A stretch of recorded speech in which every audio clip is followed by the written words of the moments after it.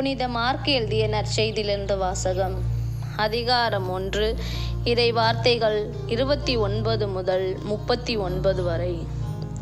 பின்பு அவர்கள் தொழுகை கூடத்தை விட்டு வெளியே வந்து யாக்கோப்பு, யோவானுடன் சீமோன், அந்திரேயா ஆகியோரின் வீட்டிற்குள் சென்றார்கள்.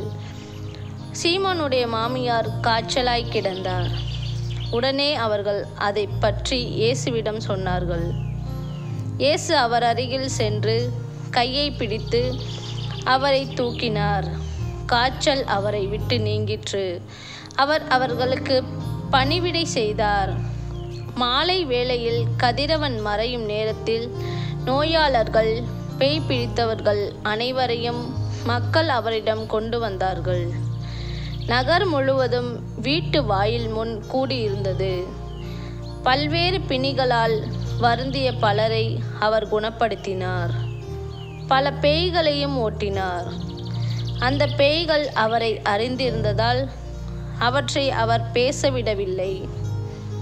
இயேசு விடியற்காலை கருக்களில் எழுந்து தனிமையான ஒரு இடத்திற்கு புறப்பட்டு சென்றார். அங்கே அவர் இறைவனிடம் வேண்டிக் கொண்டிருந்தார்.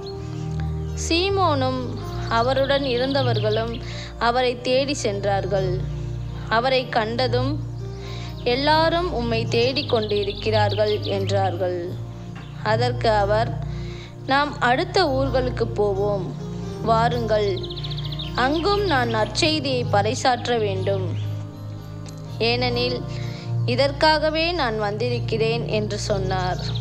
பின்பு அவர் கலிலேய நாடு முழுவதும் சென்று அவர்களுடைய தொழுகை கூடங்களில் நற்செய்தியை பறைசாற்றி பேய்களை ஓட்டி வந்தார். இது கிறிஸ்து வழங்கும் நற்செய்தி. கிறிஸ்துவே உமக்கு புகழ்.